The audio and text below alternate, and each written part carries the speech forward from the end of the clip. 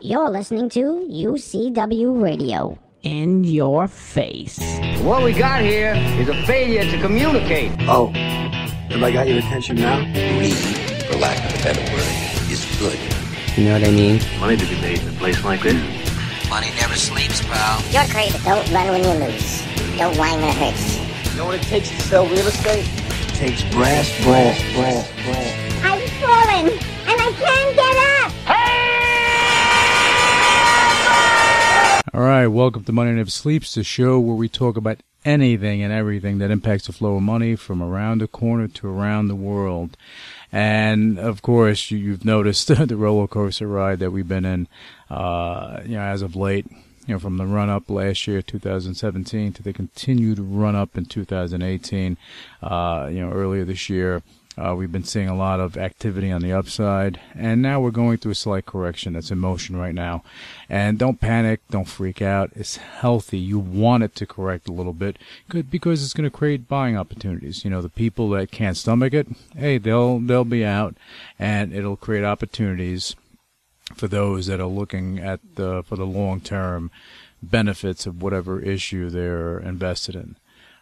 Keep in mind, nothing goes up in a straight line for a long period of time. This has been the longest run that I've seen in probably ever. And there has to be breathing room allowed for it to settle back and forge forward.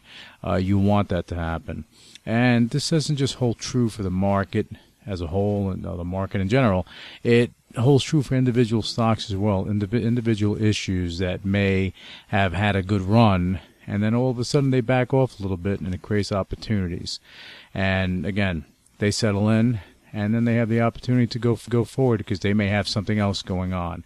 In 6 months, they may come out with a new product and come out with something great that'll just create more value for investors. Keep in mind, when I'm talking about longer term, I'm not talking about a trade. I'm talking about an investment where you're sitting in the company for a little bit. And again, when stocks come down, is it always good to average down? Well, it depends. I mean, if you believe in the company and you believe what it's doing and you believe that it has the potential that you initially invested in, then sure, it's a buying opportunity. So you want to take a look at that. And if you follow me on Twitter, then you would know that while most everyone on the street, they were bashing Twitter. Okay, they were. Really, people gave up on the company from even before it became public, and they were, basically calling in the fat lady to sing before it had its time in the sun. Granted, there's been a lot of turmoil around the company, but if you take all the noise, all the background noise out of the way, and you see the company for what it is, there's value there. I've been saying don't sleep on this company for a long time. And the reality is this, Twitter has true value. It does. It pioneered mass public SMS. Pure and simple, that's what they actually did. But, it's what they're doing is adding more components to it to make the functionality a lot better. Granted, not a lot of people understood what Twitter was about. Same way a lot of people don't understand what blockchain is about. But once you start to learn and understand, it becomes easier to work with. And, Twitter, they're reaching a larger audience than most think. And its potential hasn't even been fully tapped, in my opinion.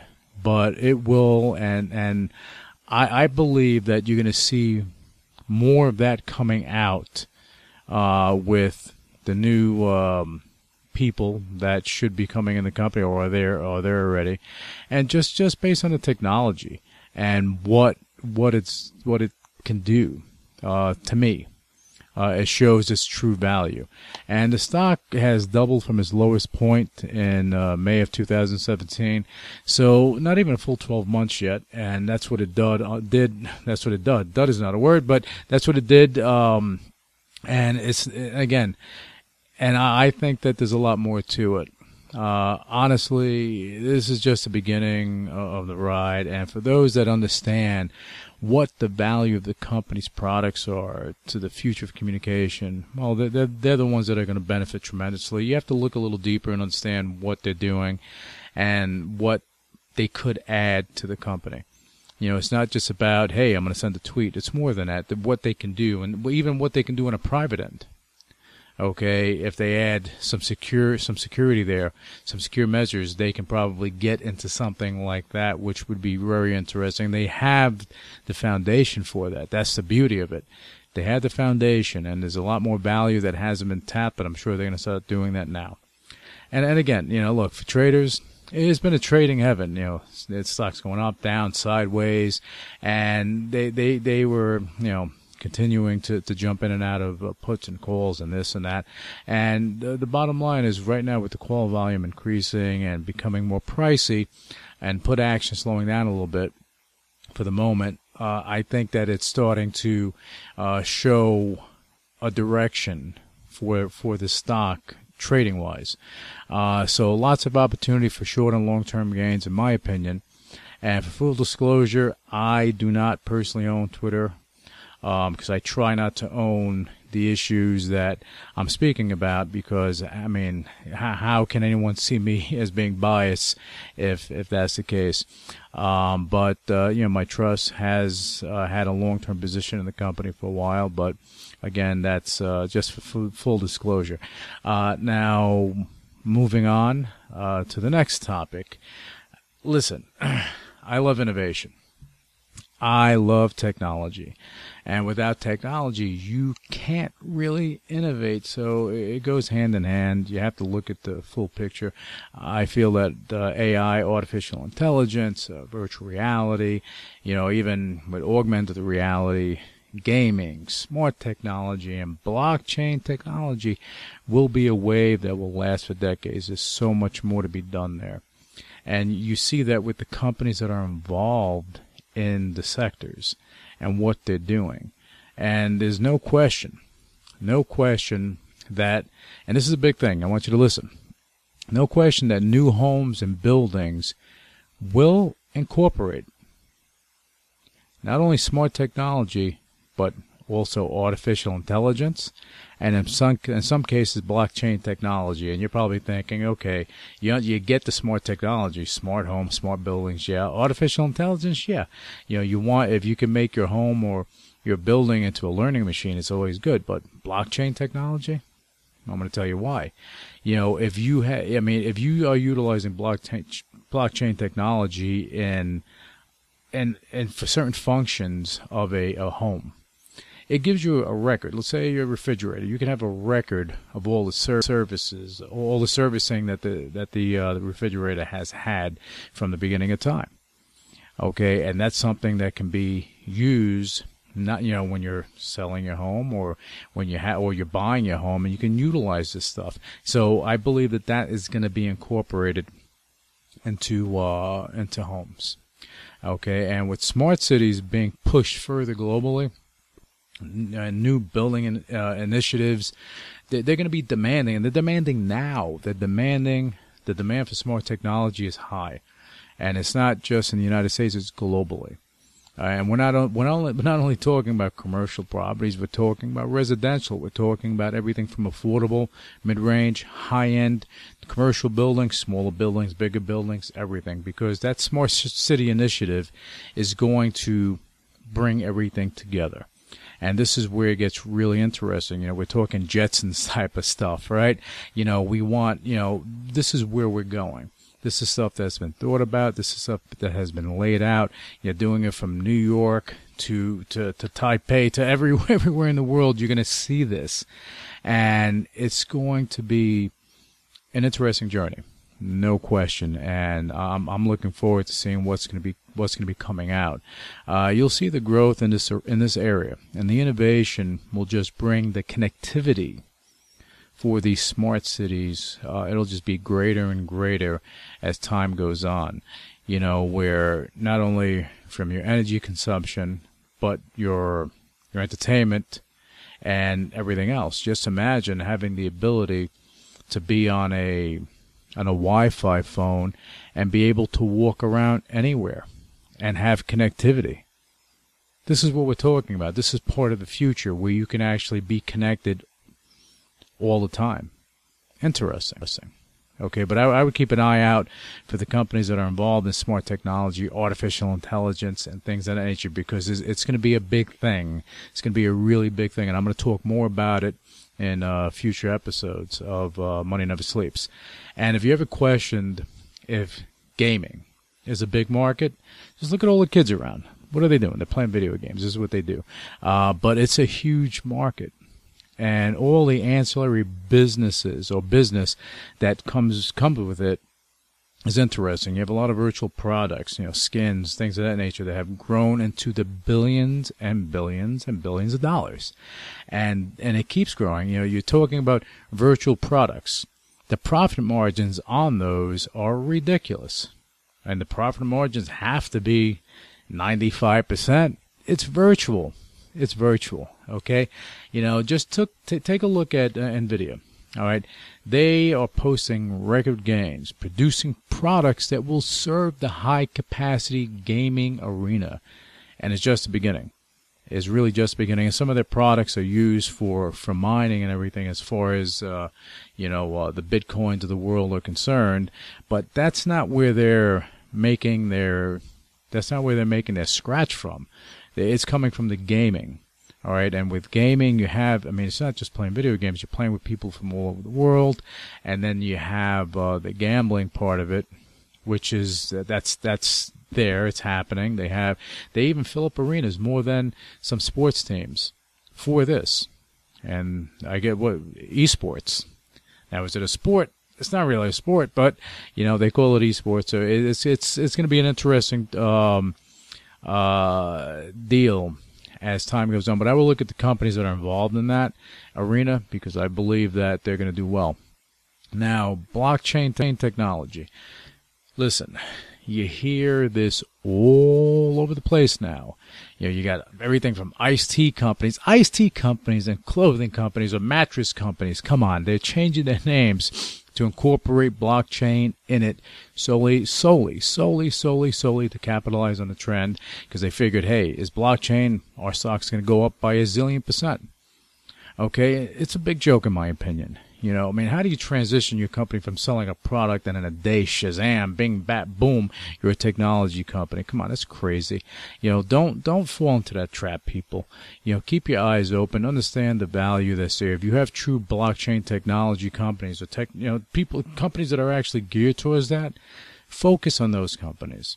You have IBM doing stuff. You have Xerox, I believe they're doing, but IBM is doing something.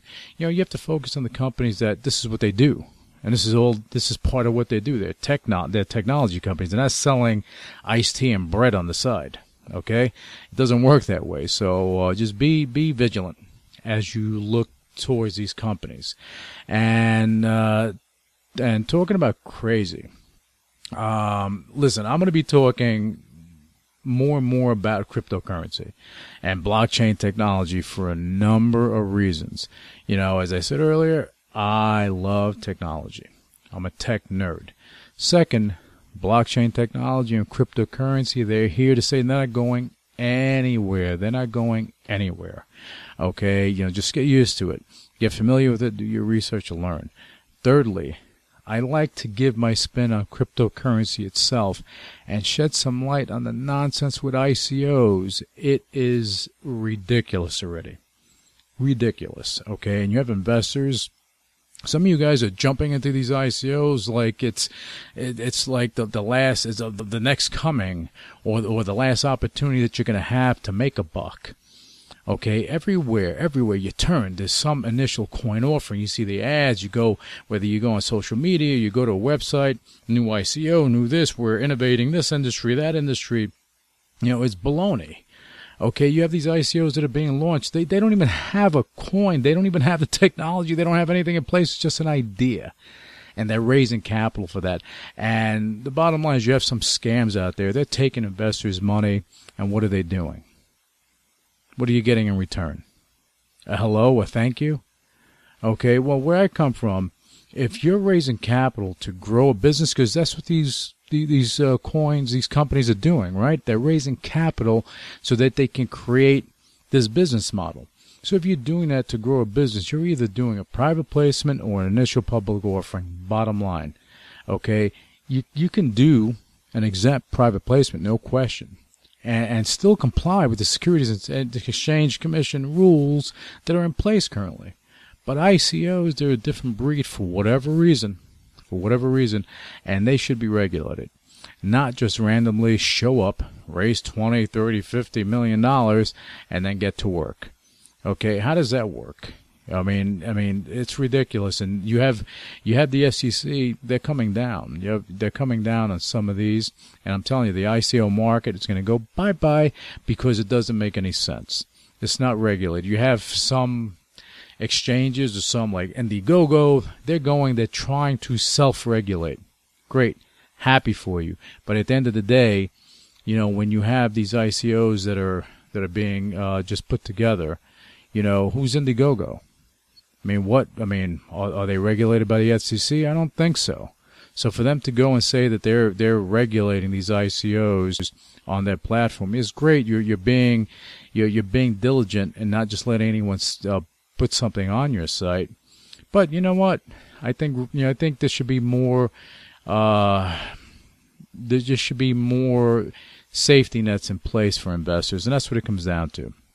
Investors getting jammed up, and this opens a door, and it has opened the door to lots of fraud, and investors should be aware of this.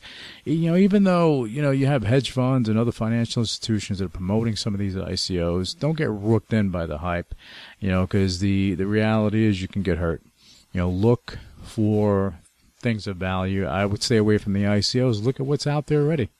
You're trying to get in on the ground floor, kind of like with the IPO when the internet craze went on in the 90s, and everyone wanted to get involved in the next IPO, and they were hungry for it.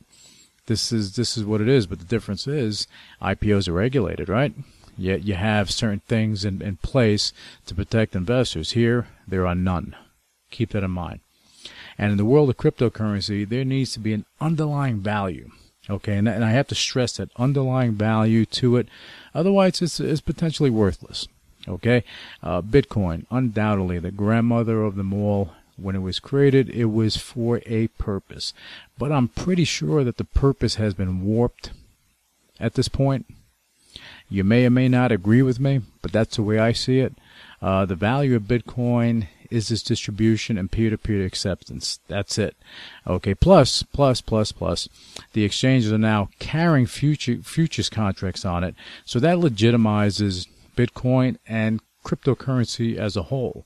So now you have to pull the veil off and see what the true underlying value of an issue is. Otherwise, what are you looking at?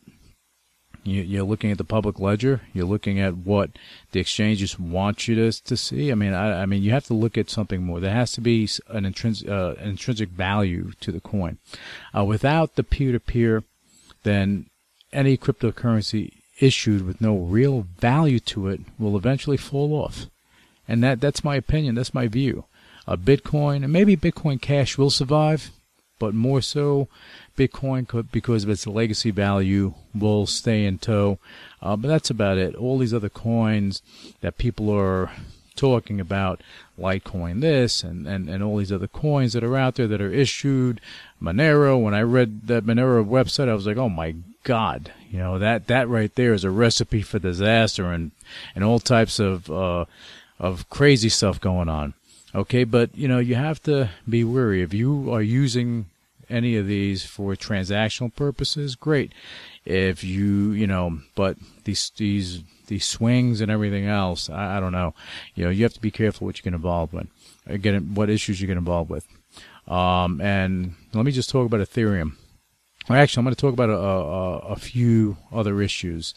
The three issues that I believe that have that intrinsic value that I'm talking about. Ethereum. It has a platform that allows others to create their own blockchains on the network, as well as coins and everything else. I see an intrinsic value there because they're doing something. They have an underlying business model of sorts behind it. So there's some value that that can continue to grow. And look, as more users create more blockchains and coins, issue cryptocurrency tokens and all that other stuff on their network, then it'll just continue to grow, and it'll just continue. Ethereum itself will have continued growth because, look, more and more companies are going to want to utilize blockchain for one thing or another. It's not all about cryptocurrency and tokens. There's more to it, and if they have everything in place, Ethereum, would definitely benefit from that. So I like what they're doing. Ripple, okay, again, Ripple has a platform, again, that's specific for the banking world that I see. Just like Ethereum, there's value. They struck a deal with MoneyGram to use their technology to move money globally while cutting costs, and I think that is a big thing, because it kind of sucks going and sending someone across the globe. You have to send them a couple $100 so they can eat, but meanwhile you have to pay 25% in fees for this. I mean, how does that work? I've done that a few times, and when I was overseas, I had it done with me. I'm like, you guys are taking a nice chunk of that money for what? For letting the money come over. You're paying here, paying there, and it's like ridiculous. So I'm happy that they're doing that, and it's showing the value of cryptocurrency or a digital payment system. That's more of the word that I like to use here, digital payment system. And Ripple, that's what it is, a digital payment system. So this is of value. It's a company with tons and tons of growth potential and a sound foundation. So I really, really like Ripple for what they're doing, as well as Ethereum. And I see the future is going to be very bright with them. And I think that if more issuers of these coins would think about the future, then you'd have more intrinsic value out there. Pico Novus. That is a platform that is partially asset-backed and allows for coins to be used to invest in companies, used for import-export, real estate transactions, vehicular purchases, supply purchases, and the list goes on. Is basically there's a big use for business transactions. So if you were going to go invest in a company, or if you were doing an import-export deal, I mean, you can utilize this and it can work in your favor, and it protects both parties, because they feature an escrow system that allows coins to be set in escrow until the transaction is completed. And I like it because it serves a purpose, because if you do a transaction, you can put part of the part of the details, the highlights of the contract within the blockchain, so it's set in stone forever. And it's partially asset backed, so it makes me comfortable. And again, like Ripple, like Ethereum, I like it, and I'm advocating for this one in a big way because I see the future and I see what it can do. So as with so these are my three top picks here: Ethereum, Ripple, Pico Novus, and I see a lot of things going on with them in 2018, and I'll be talking a lot about these cryptos over the next few months as more innovation comes about.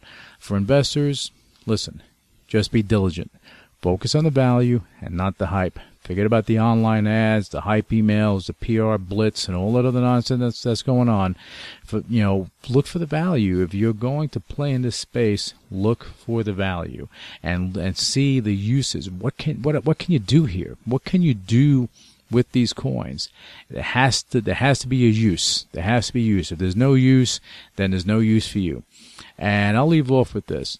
When regulation comes down, and it will, the issues that are prepared for it will survive, while the other 99% will fall off. And I'm saying that now. The 99% will fall off, and only the creme de la creme are going to stay in place. And these are the issues that have intrinsic value.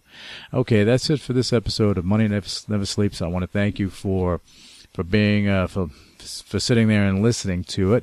And remember to follow me on Twitter, and you'll hear my random thoughts. And spread the word about the show. Let other people know.